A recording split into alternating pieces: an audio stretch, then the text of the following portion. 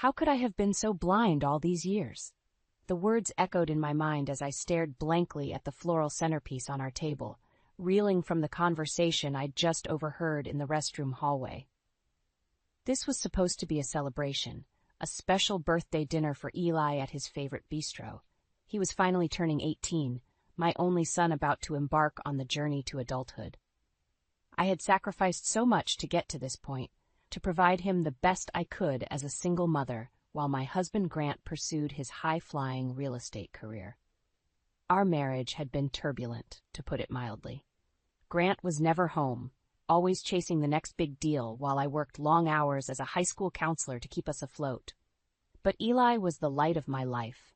As long as I had him close, I endured all the heartaches and disappointments. Tonight, however, the wool had been lifted from my eyes. On his way back from the restroom, Grant's hushed phone conversation had shattered my world.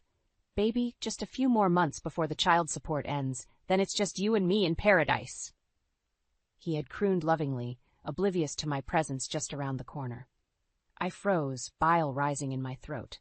Grant was talking to his mistress, making plans to abandon us once he no longer had any legal obligations. Burning fury coursed through me as I returned to our table.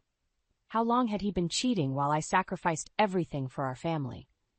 All the times I had forgiven his neglect, blaming the demands of his work. The vacations and parent-teacher conferences I attended alone, the nights waiting anxiously for him to come home. It was all a sham, a lie I told myself to keep going. Grant slipped back into his seat, eyes glued to his cell phone as he typed furiously, a small smile playing on his lips. The truth sat like a rock in my stomach while Eli chatted excitedly about his college applications. My eyes landed on the gift I had carefully selected for Grant, a limited edition Hublot watch I had saved up for months to buy. Suddenly, I wanted to hurl it in his lying, cheating face. This man who had vowed to love and cherish me. How could he destroy our family so callously? I took a deep breath, slowly moving the gift out of sight. Now was not the time. But soon, I promised myself he would face the truth. I would make sure he paid the price for his betrayal. The waiter arrived with our entrees, interrupting my raging thoughts. I slowly cut into my grilled salmon, chewing mechanically without tasting it. Grant was oblivious, prattling on about his upcoming deals between gulps of wine. Under the table, I slipped my phone out and composed a quick text to Marcus, an old family friend who also happened to be one of the sharpest divorce attorneys in town. Urgent, need discreet meeting. I hit send, hand trembling slightly. The die was cast. I could no longer avoid this. But I would be strategic, speak to Marcus first before confronting Grant. Above all, I needed to shield Eli. My sweet boy did not deserve any of this ugliness and heartbreak. He was innocent, his whole future ahead of him. I had to handle this right. Eli's excited voice shook me from my thoughts. "Mom, Dad, thank you so much for dinner. I can't believe I'm finally 18. He beamed, raising his glass. "To new beginnings ahead. I'm so grateful for your love and support." I managed a weak smile, clinking my glass softly. "To new beginnings." The words nearly choked in my throat. Grant nodded absently, eyes still glued to his phone. Under the table, I slipped the watch box back into my purse decisively. The lavish gift would be better served selling for a good price online. I had a divorce lawyer to pay now. Grant may have betrayed our vows without a second thought, but he would not escape so easily. I would fight for Eli, for myself, for all the years I had sacrificed holding this family together. The next chapter of my life was just beginning. The heavy wooden door creaked open, snapping me back to the present. I was sitting in Marcus's office, a tastefully decorated space that oozed success and prestige. He ushered me inside gently. "Lorraine, please have a seat. Tell me what's going on." I sank into the plush leather chair across from his desk, clutching my purse tightly. Where should I even begin? "Thank you for seeing me on such short notice, Marcus. I don't know who else to turn to right now." My voice quivered despite my best efforts. Marcus nodded, his bespectacled eyes radiating warmth and wisdom. "Take your time. What can I do to help?" I took a deep breath. "It's Grant. I just found out he's been having an affair and plans to leave us as soon as Eli turns 18.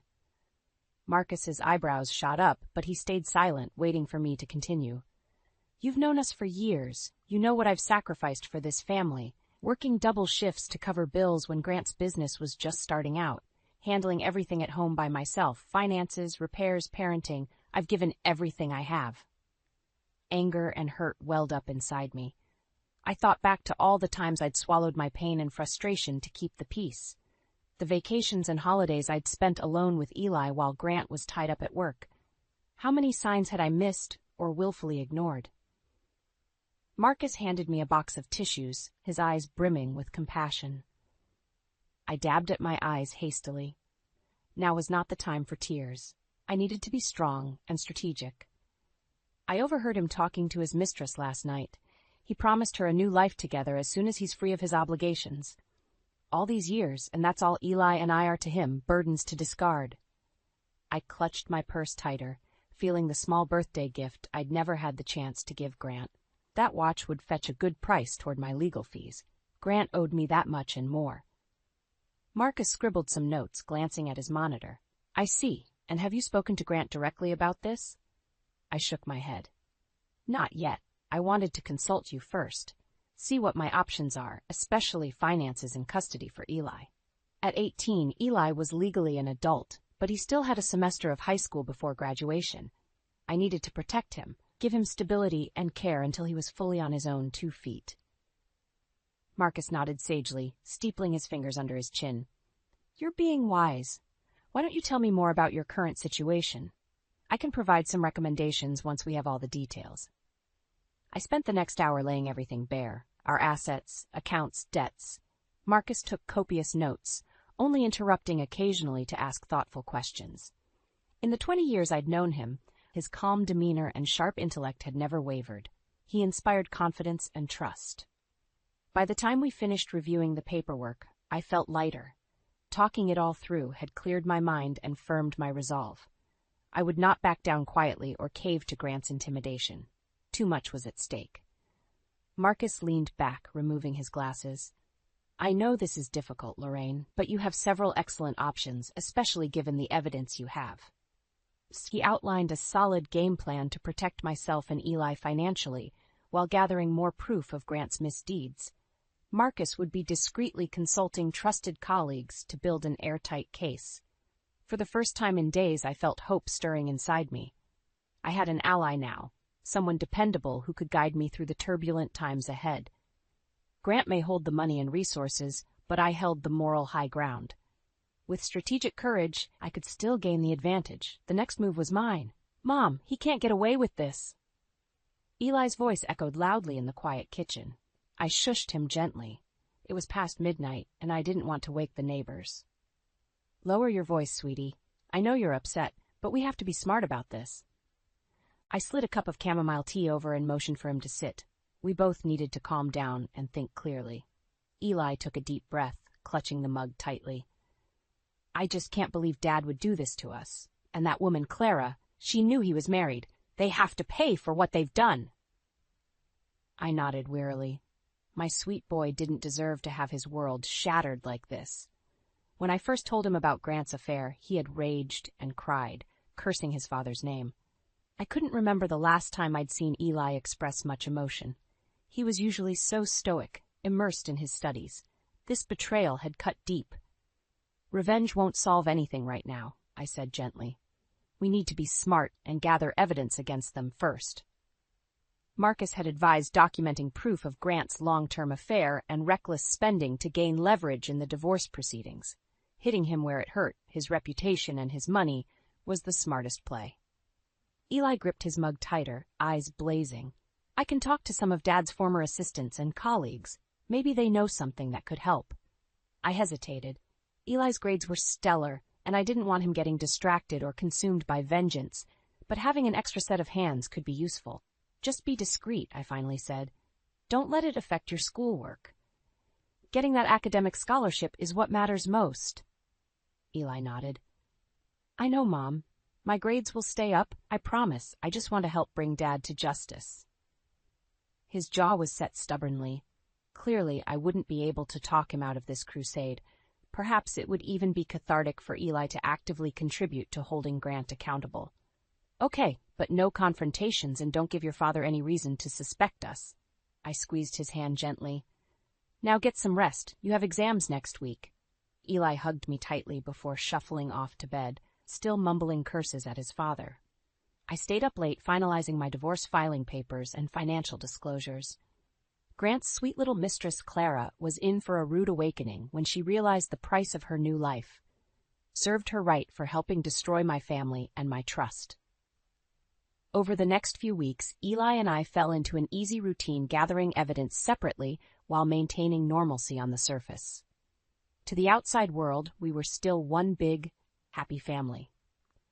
Meanwhile, Eli worked his charm, getting incriminating details from Grant's friends, staff, and colleagues. My boy had his father's gift for persuasion, albeit with better motives. Slowly but surely, our documentation grew. Between Marcus's legal preparations and Eli's social sleuthing, everything was falling into place. My confrontational dinner with Grant was just a week away.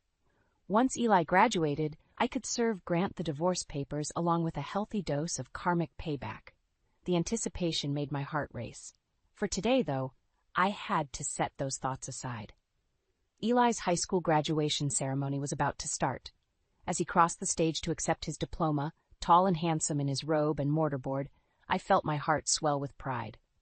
Against all odds, my boy had made it. His life was just beginning, full of promise and possibility, and I would fight with my last breath to protect the future he deserved.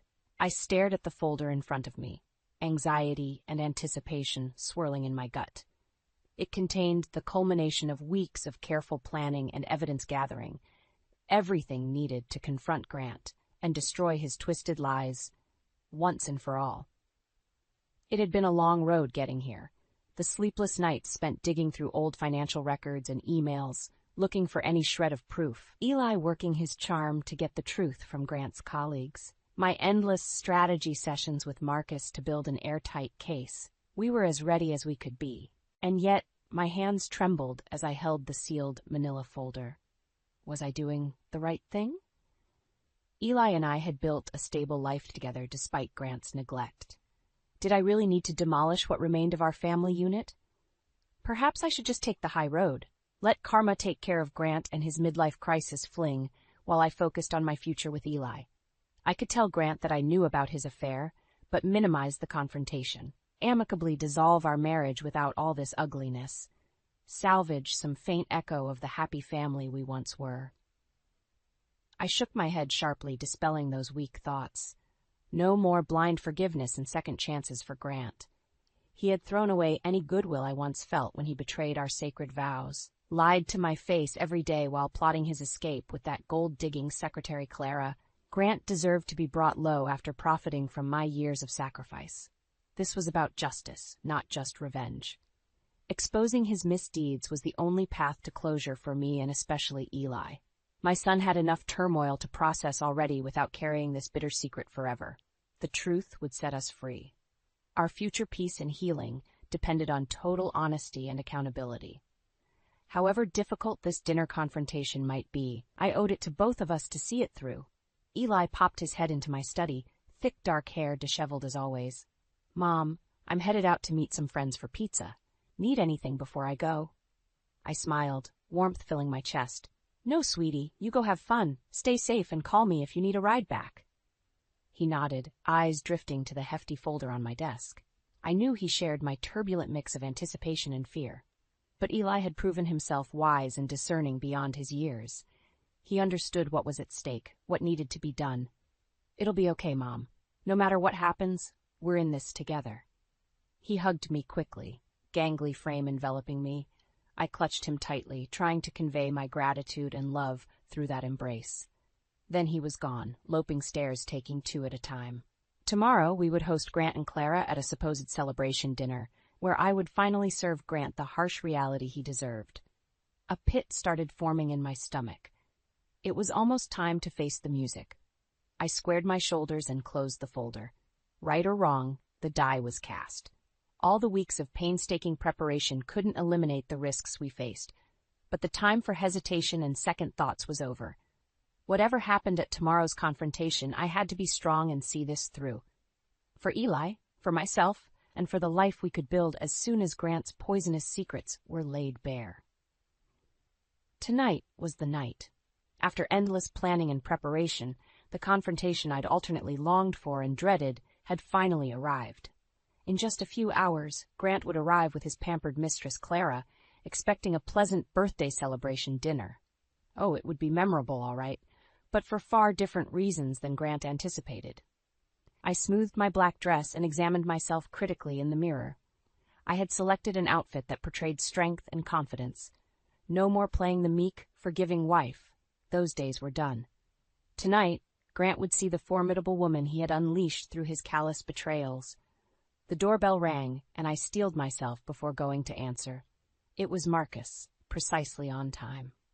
I welcomed him in to join Eli and I for a quick strategy session before the fateful confrontation. "Good evening, Lorraine. How are you holding up?" Marcus asked kindly, eyeing me with concern. He knew this would be an emotional trial. I shrugged, aiming for nonchalance. Ready to finally serve Grant the harsh truth he deserves. In reality, my nerves were stretched taut as piano wire, but showing weakness or hesitation now would undermine everything we'd worked for. Marcus nodded. "Remember, you have all the power tonight. The facts are on your side." He patted the file folder thick with evidence I had prepared to confront Grant with. "We'll all be right here with you. Stay focused on your goal, exposing Grant's lies so you and Eli can move forward." Eli emerged from the kitchen, wearing a sharp button-down shirt and slacks. He had insisted on being present tonight, despite my offers to spare him this painful spectacle. "I need to see this through," he had said gravely. My boy had grown up so fast this past month. Once again, I felt that pang of maternal pride and anguish. The doorbell rang again. No more time for doubts or second thoughts. Taking a deep breath, I strode to the foyer and threw open the door with more force than necessary. Showtime. Grant stood on the porch next to a tall, impeccably dressed blonde.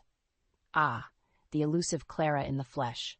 She was certainly beautiful, but looked rather bland and vapid. I managed a tight smile. "Grant, Clara, so nice of you to come. Please make yourselves comfortable." My voice dripped honey, belying the maelstrom within. Grant breezed in casually, Clara clinging to his arm. "Wouldn't miss Eli's celebration dinner. Where is the man of the hour, anyway?" Right on cue, Eli appeared from the kitchen, face schooled into a mask of grim calm.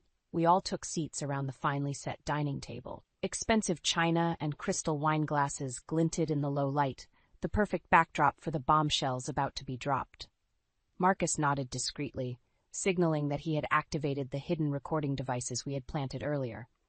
We needed every detail documented. I smiled tightly. "So glad we're all together tonight for this special family occasion." Grant grinned while Clara fidgeted. "I want to propose a toast." I raised my wine glass.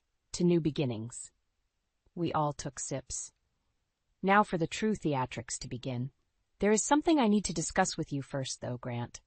I kept my tone civil and calm, still playing the role. Grant looked confused, while Eli and Marcus's eyes were steely calm.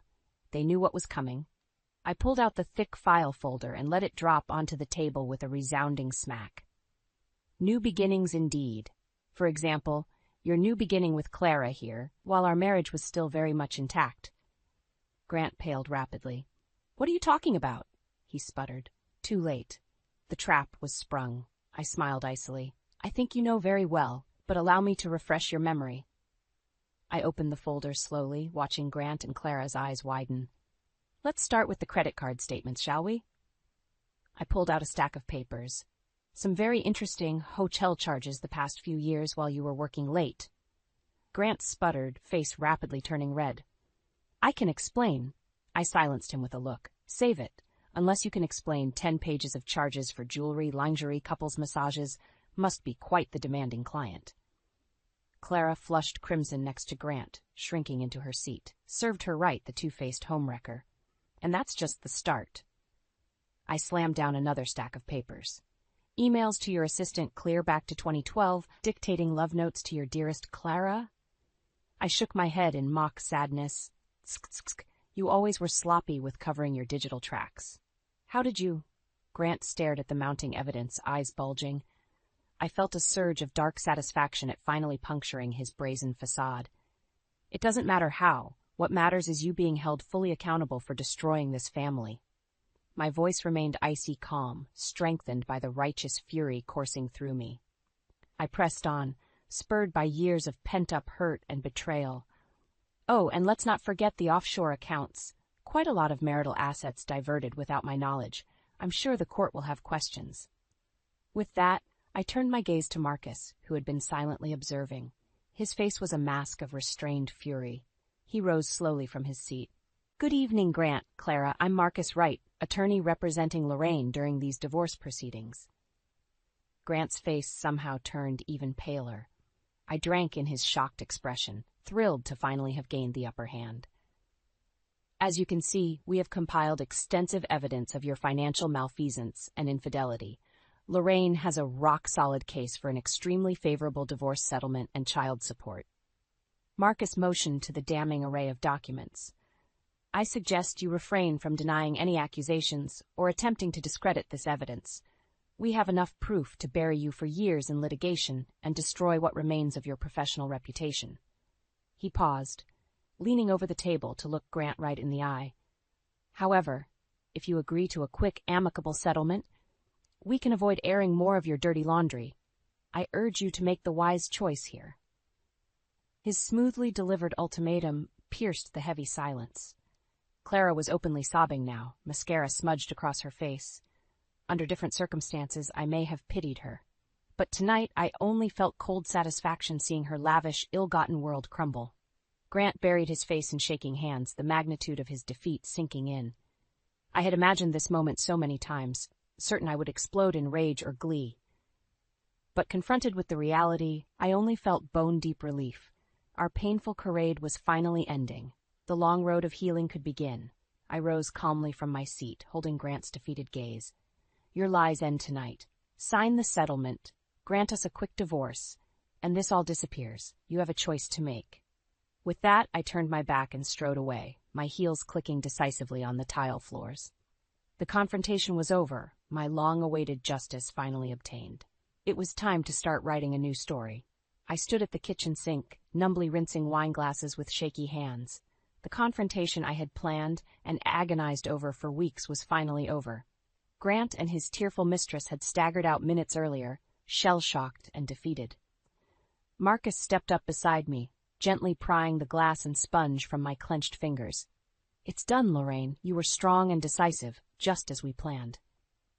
His kind eyes radiated reassurance. Go rest. I'll finish up here. I managed a weak smile of gratitude before sinking into a kitchen chair, body and mind utterly spent. The adrenaline that had fueled my ruthless composure through the evening was bleeding away, leaving me hollowed out. Eli entered cautiously, kneeling beside my chair. Mom, are you okay? His worried face blurred through my exhausted tears. I pulled him into a crushing embrace, clinging to the reassuring solidity of his presence. My boy, my reason for enduring all these trials. It had all been for him. I'm okay, sweetie. It's just overwhelming. I stroked his hair as he hugged me tighter. Watching his father's shameful secrets brutally exposed couldn't have been easy either, but Eli had insisted on bearing witness tonight, to see justice served for both of us. Once again, his maturity and resilience left me in awe. I dabbed my eyes and sat up straighter. Enough tears. I needed some answers. Marcus re-entered, holding a thick manila envelope. The settlement agreement is ready for your review, along with the petition for divorce. I'll be filing immediately. It's an extremely favorable outcome. He summarized the terms: 70% of marital assets, full child support for Eli's college, and enforcing Grant's retirement from his company to protect our stakes. It was far beyond what I had hoped for. Marcus had worked magic. I flipped numbly through the pages, emotions still muted with shock. It was all here in ink. Grant's admission of guilt on multiple counts, surrendering everything we had demanded. He had caved entirely, knowing any court battle would be hopeless against our arsenal of evidence. Thank you, Marcus. This is more than fair. I tried to inject warmth into my numb voice. He had fought brilliantly for us. Marcus gave a satisfied nod, snapping his briefcase closed. Of course. It's the very least Grant owes you both after all these years. Justice won't restore what he broke, but it can clear a path for your fresh start. I walked him out, still in a daze, with Eli's arm wrapped firmly around my waist. As I watched Marcus's car disappear into the night, an unexpected thought pierced through the fog. It was over. Every sleepless night, every hour spent strategizing and gathering proof, every ache over my demolished marriage, I could release it now. Grant's ruin was assured, and my future finally free of his poisonous web. Tomorrow I could begin rebuilding a joyful life with Eli, unburdened and unashamed. It would take time to truly heal, but we had taken the first bold steps tonight.